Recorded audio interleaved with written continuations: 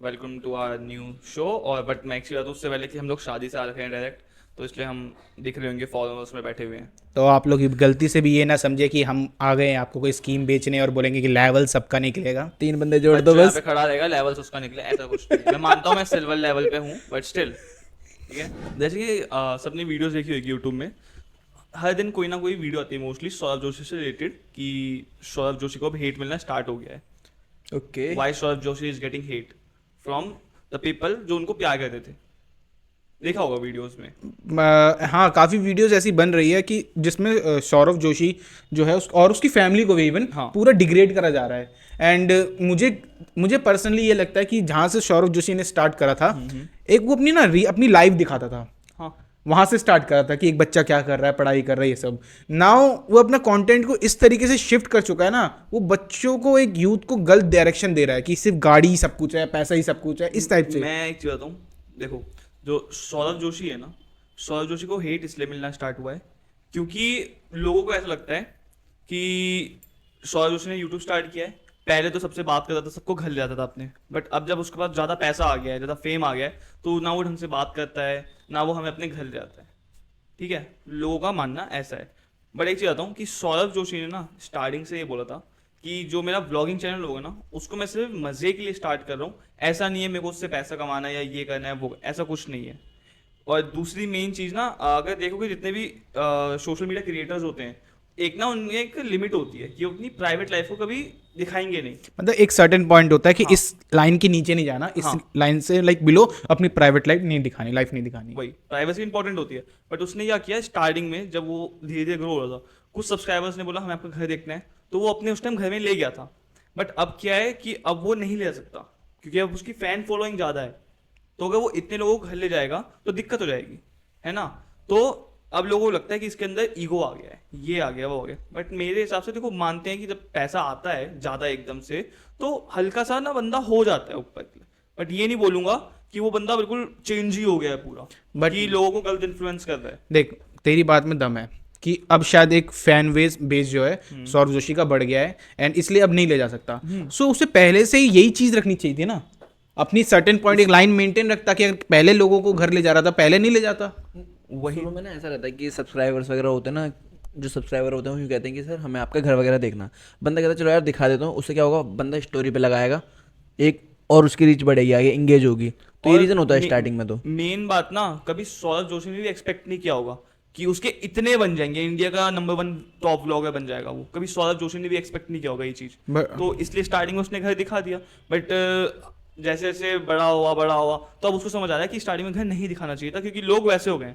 Main बता दें क्या, सौरभ जोशी अपनी हर वीडियोस में कहता है कि मेरे से इंस्पायर्ड मत हो, व्लॉगिंग मैंने सिर्फ as a part time start करी थी। मेन उसका आर्ट था, है ना, ड्राइंग व्राइंग, पढ़ाई वढ़ाई, ठीक है। बट लोग अब, पता है, जो पेरेंट्स है ना, वो आजकल बोलते हैं कि हमें सौरभ जोशी की तरह अपने बच्चों को बनाना है, व्लॉगिंग करेंगे हमारे बच्चे, पढ़ाई वढ़ाई नहीं करनी उनको। यार देख यार, मैं तो कहता हूँ कुछ भी करो, एक सर्टेन पॉइंट को फिक्स रखो कि इसके नीचे नहीं जाना, और ये मेरी प्राइवेट लाइफ है, उसको मेंटेन रखो। अब तू बिलीव नहीं करेगा आजकल एक और नया ब्लॉगर है, गांव का बंदा है, वो बिलीव नहीं करेगा। पता है उसने अभी वो भी व्लॉग करता है, इंस्टा पे करता है, यूट्यूब पे करता है, दोनों जगह कर रहा है। एंड इंस्टा पे उसके 2 मिलियन फॉलोवर्स हैं, 2 मिलियन। शॉर्ट व्लॉग्स डालता है और लॉन्ग व्लॉग्स भी डालता है। एंड पता है, तू बिलीव नहीं कर रहा, अभी उसकी शादी हुई है, शायद एक इसी पिछले हफ्ते शादी हुई है। उसने अपने व्लॉग्स की पता नहीं कितने रील्स डाली है, और जितने भी रील डाले ना, सब में मिलियन प्लस व्यू। मोटा सा है, हल्का सा। थोड़ा सा मोटा सा है। समझ एंड भाई अब उसने प्राइवेसी का इतना मजाक उड़ा दिया ना, व्लॉग के लिए या फिर क्या पता नहीं। एक उसका वो आया, वीडियो आया, लॉन्ग व्लॉग आया यूट्यूब पे, और उसका टाइटल उसने पता क्या लिखा है कि सुहागरात वाले दिन वाइफ को हो गए पीरियड, कुछ ऐसे पीरियड से रिलेटेड। ये तो प्राइवेसी नहीं रही ना भाई, ये किस टाइप का ब्लॉग हो रहा। अब आज शायद इसको व्यू आ रहे हैं, पैसा आ रहा है, ठीक लगेगा। कल को ये बंदा अगर ज़्यादा फेमस हो जाता है, तो लोग तो बोलेंगे ना फिर, ये चीज़ तो भाई तुम्हारी पुरानी गलतियां फ्यूचर में तुम्हें दिक्कत देती हैं। लोग कमेंट करेंगे भाई तेरी वाइफ को पीरियड आए, बेशक से डार्क ह्यूमर में करेंगे। उस समय उसको गुस्सा आएगा क्योंकि उस समय वो एक सर्टेन पर्सनैलिटी बन चुका होगा। पर उसको सोचना चाहिए जो मैं आज गलती करके जा रहा हूँ वो मुझे फ्यूचर में दिक्कत देगी। पर वो आज नहीं देख रहा, ये चीज़ नहीं देख रहा अभी। और तुम बिलीव नहीं करोगे यार, मैं ये नहीं कह रहा, मैं डिग्रेड नहीं कर रहा, जो गाँव के लोग हैं उन्हें मैं डिग्रेड नहीं कर रहा, टैलेंट सबके अंदर है। बट आज के टाइम पे तू अगर सिर्फ लाइक है ना देसी लिखता है ना यूट्यूब पे, इतनी अजीब अजीब वीडियोस आती है ना, लाइक अडल्ट वीडियोस आती है और मोस्टली सारी गांव की होती हैं। मैं किसी महिला को या फिर आदमी को डिग्रेड नहीं कर रहा, बट वो लोग फेम के लिए ऐसी ऐसी चीज़ें कर रहे हैं। एक आदमी पता है क्या कर रहा था, उसकी वाइफ शायद ब्रेस्ट फीडिंग कर रही होगी अपनी बेटी को, उसका व्लॉग बना के डाल रहा था। ये तो भाई यूट्यूब में बहुत नॉर्मल है भाई ये वाला। और पता है अगर लाइक ऐसे लिख देते हैं वो कमेंट सेक्शन में अपने या डिस्क्रिप्शन में कि this video is only for educational purpose. अरे इवन पता है क्या, वहाँ अगर वीडियो पे नहीं, अगर पता है आजकल कुछ कंटेंट क्रिएटर्स ने क्या करा है, पता नहीं उनको लूप होल मिल गया इंस्टाग्राम का भाई। Americans Americans content creator females पता क्या कर रही हैं, वो अपने बायो में लिख देती हैं I make videos for educational purposes. ये हो गया। अब वो पता क्या कर रही है, अपने ब्रेस्ट को सरेआम दिखा रही है एंड एक बेबी ले रखा है उसको फीड करके दिखा रही है। एंड कमाल की बात ये है वो बेबी असली भी नहीं है, और वो उस वीडियो में ना कुछ बोल के बता नहीं रही कि कैसे बेबी को होल्ड करना है, कुछ नहीं, सिर्फ वीडियो अपने ब्रेस्ट ओपन कर रही है और उस पुतले को न्यू लगा दे रही है। इंस्टाग्राम को लग रहा है वो बेबी बच्चा है और ये एजुकेशन वीडियो है। और ऐसे इतने ज़्यादा मॉडल्स आ गए भाई, तू बिलीव नहीं करेगा भाई, विद इन 10 पोस्ट में लड़कियां 5-5 लाख सब्सक्राइबर ले जा रही है। इनको देख के इंडियंस वुमन ने भी ये वाला स्टार्ट कर दिया कंटेंट। नॉर्मल है, इन्फ्लुएंस देखो हो ही जाते हैं। वैसे भी फॉरेन में तो ये रहता है, वहाँ इतने लोग ओपन हो चुके हैं कि लोअर बॉडी को थोड़ा ज़्यादा भी प्राइवेट रखते हैं, बट अपर बॉडी तो नॉर्मली मूवीज़ या किसी में भी दिखा देते हैं। जर्मनी में यहाँ तक ये कर दिया है कि जो बीच वो है ना पूल्स वगैरह, वहाँ पे वो पहनना वो नहीं है पता कंपलसरी। नहीं, जर्मनी में किसी का मैं पॉडकास्ट दे रहा है, वो भाई कह रहा था जर्मनी में एक क्लब है वहाँ पे बोलते हैं खुलेआम करता है, चलता है सब कुछ। एंड इवन वहाँ पे बोल रहा था भाई एंट्री नहीं मिलती, क्योंकि उनको लगता है कि तुम यहाँ का माहौल सह नहीं पाओगे, क्योंकि इतना ज़्यादा शायद कहते हैं ना अडल्ट होता है, तुम नहीं झेल पाओगे, तो इसलिए कई लोगों को एंट्री भी नहीं देते। तो भाई जैसे कंट्रीज़ वगैरह की बात हो रही है कि इस कंट्री में होता है, इस कंट्री में होता है, तो अभी एक वीडियो काफ़ी वायरल चल रही है, देखा होगा, जिसमें ब्राज़ीलियन कपल है एक, तो बाइकिंग करते हैं, लास्ट 5 ईयर्स हो चुके हैं उन्हें करते हुए, वो यामा की बाइक पे करते हैं, वो व्लॉगिंग वगैरह जो कंट्री ट्रैवल होते हैं उसमें। तो झारखंड में धुमका कोई जगह है, वहाँ पे व्लॉगिंग के लिए आए हुए थे, मतलब कंट्री ट्रैवल करते हुए जाते हैं। तो वहाँ ना एक इंसिडेंट हुआ, उसमें उस लेडीज़ के साथ गैंग रेप हुआ, और लेडीज़ के साथ हुआ तो हुआ, और जो उसका हस्बैंड था ना, ऑब्वियसली बात है वो उसे डिफेंड करेगा, बचाएगा मतलब वही होने से, तो उसके हस्बैंड को मारा पीटा भी है, ऐसा करा। और जो लेडी है उसने स्टैंड लिया है इस बात का कि उसके साथ गलत हुआ, उसने कंप्लेन रेज करी है। जबकि नॉर्मली क्या होता कि ऐसे जो होता ना कि इंस्टेंट कहीं बाहर से वगैरह तो लोग छोड़ देते हैं, इग्नोर मार देते हैं और दोबारा कभी नहीं जान बच आते। गई वापस आएंगे हाँ, नहीं। या फिर कहीं बाहर चले जाते हैं, या जबकि फिर वो अभी अपनी इंडिया में इवन अपनी कंट्री में आके बात करते हैं उसके बारे में। वो भी इंडिया में ही है, यहीं से उसकी रिपोर्ट वगैरह कर रही है सारा कुछ। तो वो लेडी 45 ईयर्स की है, और उसने क्या कहते हैं ऑल ओवर पता है कितना ट्रैवल कर चुकी है वो, व्लॉगिंग, बाइक ट्रैवलिंग अकेली लड़की ना, सोलो करते हैं वो लोग, तो 1,53,000 ये एक लाइक माइलस्टोन कह सकते हो एक सोलो लेडी के लिए। एक बहुत ही गलत इंप्रेशन क्रिएट हो गया, क्योंकि जो एक बाइक ट्रैवलर है जो अराउंड द वर्ल्ड ट्रैवल करती है, उसके साथ कुछ ऐसा हो जाए इंडिया में आके। और पता जब उसका नेम वैसे फर्नांडा है, फर्नांडा, वो नंदा करके लिखती है स्पेशली। और जैसे कि हम ब्लॉगिंग आजकल देखते हैं, हमारे इंडियंस भी, एक लड़की है साउथ साइड की, देखा होगा सबने, ब्लॉगिंग वगैरह करती है जो अय्यर, ट्रैवल विद अय्यर करके, आई थिंक शायद देखा होगा, शायद तो वो भी फॉरेन वगैरह में ट्रैवलिंग पे गई है, लेकिन जब उसको वहाँ लोगों ने ऐसे करा ना अप्रोच वगैरह पीछे से, मतलब फोर्सफुली वाला, तो इंडियंस को बहुत वो हुई कि यार हमारी देश की लड़की है, ऐसे हो रहा है वैसे हो रहा है। यार तुम वो भी समझो ना, कोई बाहर से आया, तुम्हारी कंट्री रिप्रेजेंट कर रहा है, देख रहा है, वो दिखा रहा है, और तुम उसके साथ ऐसा करोगे फिर। यार देख, मैं ये नहीं कहूँगा कि सबकी मेंटेलिटी ऐसी है, बट है कुछ लोगों की मेंटेलिटी ख़राब है। अभी हम वाराणसी में हम यहाँ देख सकते हैं कि कितना अच्छे से लोग जो हमारे बाहर के फॉरेनर्स आए हैं उनको ट्रीट करा जा रहा है अच्छे से, बट कुछ ऐसे लोग भी हैं जो उल्टा बोलते हैं या फिर सोचते हैं, करते हैं, उनकी मेंटेलिटी ख़राब हो ही चुकी है, वो करप्ट हो चुके हैं। एंड शायद हमारी गलती है ये, और साथ ही साथ मैं ये भी बोलूँगा कि एक कहते हैं ना किस्मत का बहुत बड़ा खेल है, जो जिस औरत ने 1.5 लाख से ज़्यादा किलोमीटर ट्रैवल कर रखा है, उसके साथ कुछ ऐसा हुआ, वो भी एक ऐसी कंट्री में जहाँ पे लाइक अतिथि देवो भव बोला जाता है, ऐसी कंट्री में अगर ऐसा हो तो ये गलत चीज़ तो हुई है, एंड इसका इम्पैक्ट इंटरनेशनल लेवल पे भी दिखेगा ज़रूर। तो पता है वर्ल्ड की सबसे ज़्यादा डेंजरस बाइक रेस कहाँ पे होती है, या कौन सी है वो बाइक रेस? भाई डेंजरस तो तूने एक ही बार बोली थी, डकार बाइक रैली। रेस डकार में तो रैली रेस होती है, बाइक और कार दोनों उसमें अलाउ हो जाती हैं। अच्छा, तो सिर्फ बाइक सिर्फ बाइक कौन सी? आइल ऑफ मैन टीटी रेस। इतनी खतरनाक रेस होती है ना, मतलब ये मान लो कि उस गलियों में से ये 200 200 300 300 की स्पीड में बाइक निकाल रहे हैं, जिस गली में से ना एक बार में सिर्फ एक बाइक निकलेगी या दो बाइक निकलेगी, उस गली से ये 300 300 की स्पीड में, और इनकी कंटिन्यूस स्पीड ना इतनी ही रहती है, सोचो। और ना हॉलीडे होता है उस दिन, और पूरी जो कंट्री है ना, मतलब पूरे जो जिस रेट में होता है वहां पे आके लोग ना बाकायदा उसको रिकॉर्ड करते हैं। और पता है अगर इतनी तेज बाइक चलती है ना, ये मान लो अगर किसी का गलती से एक कट में भी अगर टच भी हो गया ना, वो बंदा बहुत बुरा एक्सीडेंट में मरेगा, सिर्फ टच होने में। सोच सकते हो वो स्पीड किस लेवल की होगी। कौन सी कंट्री में होती है ये रेस? ये मोस्टली यूके साइड होती है। क्या बात है। अभी जब बाइक की बात हो रही है तो एक बाइक लवर्स के लिए थोड़ी सैड न्यूज़ है। जो यामा R1 है और R1M, दोनों के चांसेस हैं डिसकंटिन्यू होने के प्रोडक्शन से, नॉट फॉर इंडिया। नॉर्म्स के चक्कर में ना मतलब ग्लोबली चले जाएगी? ग्लोबली चली जाएगी दोनों, R1 एंड R1M। इसका रीज़न ये दे रहे हैं यामा वाले कि ना हमारी जो बड़ी बाइकें हैं स्पोर्ट्स की, उनकी कुछ ही बाइकें, जैसे R1 सबसे हैवी है, तो कह रहे हैं ना कि इसकी मार्केट उतनी है नहीं जितनी मीडियम सेगमेंट वालों की है, जैसे कि 300-600 वाली सेगमेंट की है। तो मोस्टली फोकस ना उस सेगमेंट पे करेंगे ताकि मार्केट को अच्छे से अप्रोच कर सकें और अच्छी सर्विस प्रोवाइड कर सकें। यार वो तो ठीक है, बट एक कुछ सुपर, उन्हें ऐसे नहीं जाना चाहिए। एक हर कंपनी के पास ना एक अपनी सुपर बाइक रहनी चाहिए, बेशक से यूनिट्स गिनती की बनाओ, बट यार एक कहते हैं ना लाइक रहना चाहिए, तुम टॉप ऑफ द लाइन रहने चाहिए कि तुम्हारे पास है कुछ। अभी तो भाई यही न्यूज़ आई है, वो जो यूके और जापान की साइड से यही उन्होंने कंफर्म करा। अच्छा रियाना है ना, इंडिया आई थी अभी, अरे हमारे अंबानी जी के यहाँ पे। हाँ, तो गैस करो अंबानी जी ने कितना पे किया होगा उनको। मैंने जहाँ तक दे रखा 30 से 35 करोड़ के बीच में दिया गया ना। 6 million USD, 6 million USD guests को मिलते हैं। नहीं, उसको वहाँ पे परफॉर्मेंस के मिले। परफॉर्म करने के क्या बात लिए। और है। भाई और तुमने यही नोटिस करा, तुमने ये नहीं देखा कि ऐसे कई सेलेब्स हैं जो आप बोलते हैं बाहर के लोग हैं जो बोलते हैं India as a poor country, but उस पुअर कंट्री में ये लोग नाचने के लिए आ रहे हैं। भाई तो स्नैपचैट के CEO की बात कर रहा है क्या?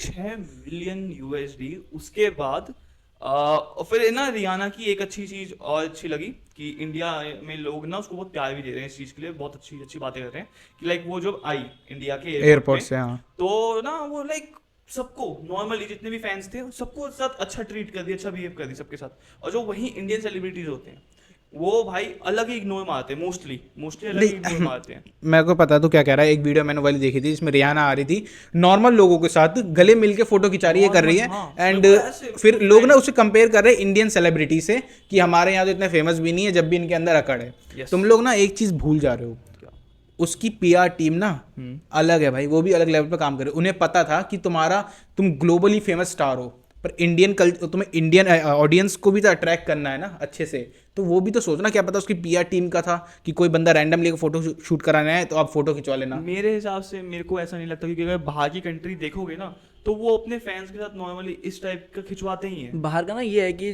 जो आर्टिस्ट है ना वो सिर्फ आर्टिस्ट के तौर पे वहाँ ट्रीट करे जाते हैं, वो खुद को भी सिर्फ एज आर्टिस्ट मानते हैं। ये नहीं कि मैं वहाँ का सुपर हीरो हूँ या मैं बहुत बड़ा सेलेब ऐसा हूँ। नहीं है। ये तो है, इंडिया में तो खैर माना जाता है। एग्जाम्पल के लिए उसको ले लो, क्या कहते हैं, जॉनी डेप को। जॉनी डेप ऐसी नॉर्मली बैंड्स वगैरह परफॉर्म करते हैं वहाँ पे, तो आप उन्हें वहाँ पे जब बैंड परफॉर्म होते हैं वहाँ देख लोगे, या रोड्स वगैरह पे आ जाते हैं, आराम से मिल सकते हो। वही वहाँ पे ऐसा नहीं है। अब इंडिया में किसी के 100 के फॉलोअर्स हो जाते हैं, मैं इन्फ्लुएंसर हूँ, मैं तो इन्फ्लुएंसर हूँ, टच मत करना रानू मंडल please। Best example. हाँ भैया मैंने आपकी शॉप में आके कॉफी पी है, आपको पता है मेरे इंस्टाग्राम पे 100 के फॉलोवर्स है, मैं आपको शाउट आउट दूंगी, आपकी मुझे कॉफी फ्री करनी पड़ेगी। और इवन आपको 1000 रुपीज पे भी करने चाहिए, क्योंकि मेरे 600 के पे 60,000 व्यूज आते हैं स्टोरी पे। चल बहन। भाई ऐसा है भाई, इंडिया में तो अलग चलता है हाँ भाई। यार। अरे पता है इवन तुम लोगों ने पुरानी वीडियो देखी होगी जिसमें ना एक रिपोर्टर शाहरुख खान से पूछता है कि अगर हमें कभी फ्यूचर में एक ऐसा कुछ सिनेरियो या मूवी मिल सकती है जहाँ पे आप तीनों खान एक साथ दिखेंगे, शाहरुख खान जी पता है क्या बोलते हैं रिप्लाई में? अफोर्ड नहीं कर पाओगे तुम लोग प्रोड्यूसर की चिड्डियाँ उतर जाएंगी। और तुम नहीं, अभी वाले इवेंट में, अंबानी इवेंट में तीनों स्टार डांस कर रहे हैं। भाई तीनों खान डांस कर रहे हैं भाई, सोचो यार। हैं चड्डी दो पे नहीं है।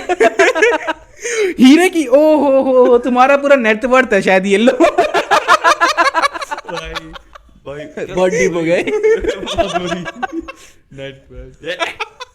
अच्छा, जब पैसे की बात हो रही है और अमीर की बात हो रही है तो महंगी महंगी कंपनियां जो कार्स बनाती हैं, प्रोड्यूस करते हैं, तो कुछ वक्त पहले खबर आई थी, सबने सुनी होगी कि एप्पल कार मैन्युफैक्चरिंग में इंटरेस्ट ले रहा है और कार की डिजाइनिंग वगैरह सारी कुछ कर रहा है। बट रिसेंट कोई न्यूज़ आया, उन्होंने इस न्यूज़ को बोला कि बोलते हैं हम अपना जो डिवीज़न था इसको पूरा बंद कर देंगे।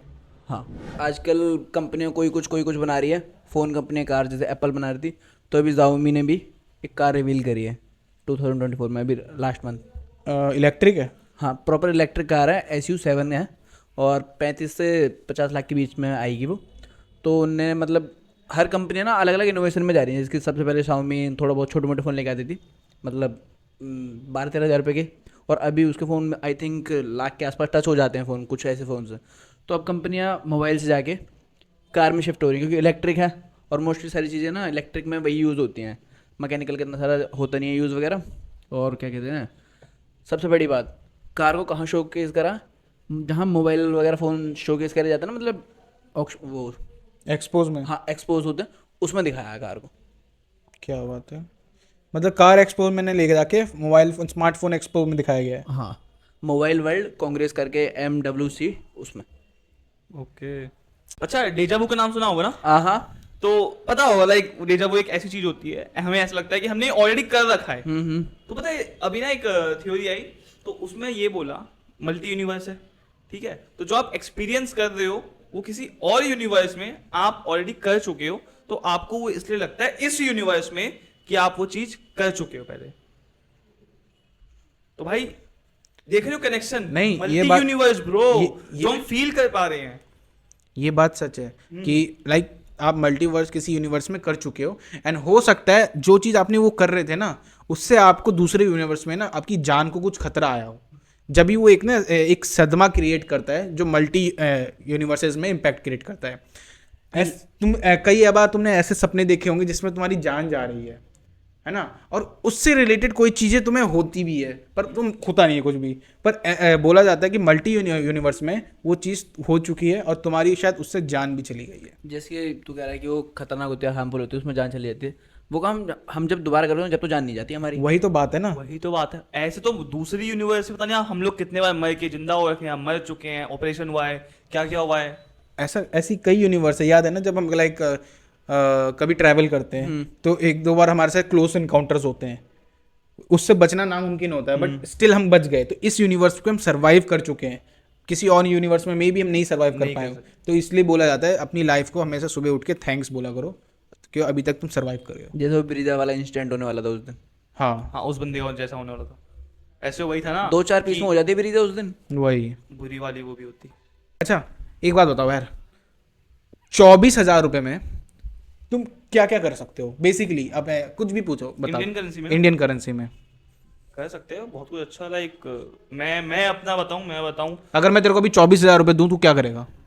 पहले वहां पे जाऊंगा रोड साइड, है ना, 300 रुपये 300 रुपये 300 रुपये 6,000 रुपये, ठीक है, मजा कर दिया। लाइक पहले 6,000 खर्च करूंगा, उसके बाद बाकी इन्वेस्ट कर दूंगा, टू बी ऑनेस्ट।